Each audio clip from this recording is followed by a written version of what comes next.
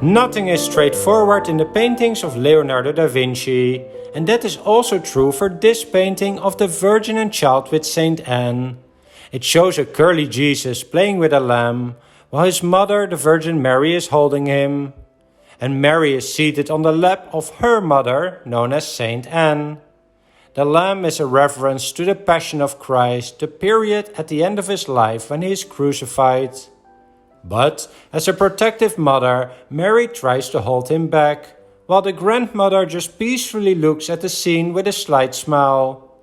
It is all painted against a relatively bare landscape. But there is one tree with leaves that must be a symbolic reference to the fertility of Mary, as the tree seems disproportionately large. And the people are painted in a classical triangular composition, although with some imagination you may also see the shape of a church.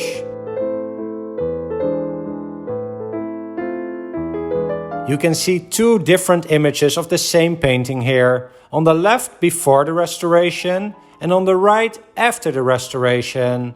And while the second image is not as sharp, there has been critique about the restoration work, with some people saying that the restored version has become brighter than what Da Vinci intended, and that part of his trademark sfumato technique has been removed in the restoration.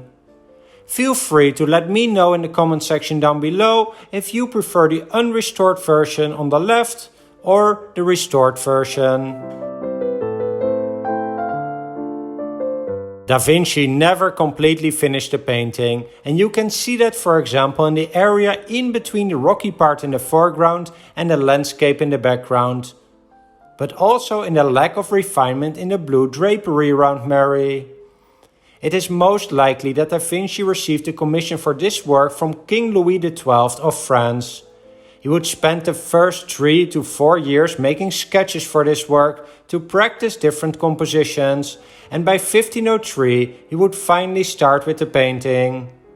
For example, in this drawing John the Baptist is included instead of the lamb. And Giorgio Vasari reported on a version that is no longer known, which included both John the Baptist and the lamb, in addition to Anne, Mary and Jesus. However, as with many other projects of Leonardo, he would take a long time to create the final painting. Da Vinci often jumped from one project to the next, occasionally returning to a previous one. So when he died, the painting was still not ready for the commissioner. And by the way, the commissioner, King Louis XII, had died a few years earlier, so the painting went to his successor, King Francis I. The theme of Virgin and Child with Saint Anne was somewhat popular in the 15th and 16th centuries. Here you can see some works by other artists from that period. And so, the choice of this subject was not that strange, especially as it was probably commissioned by the French king. Although some people argue that Da Vinci started the idea himself and then later promised it to the French king. But as usual, Da Vinci gave his own twist to the project, whether it was his painting technique, the materials he used, or the composition. For example, in most other examples of this scene, Mary and her Anne are wearing some headdress, but Da Vinci paints them without. But more puzzling is why the Virgin Mary is seated on her mom's lap. It is not a topic much known in art history, but then again, Da Vinci often created his own rules. I did, however, come across this painting by Benozzo Gozzoli from the second half of the 15th century, a couple of decades before Da Vinci painted his work, showing a comparable composition. First, notice that Saint Anne does not necessarily look older in the face than Mary. The same is true in this drawing by Da Vinci, known as the Virgin and Child with Saint Anne and Saint John the Baptist. Both faces are young and there is no clear age difference between them.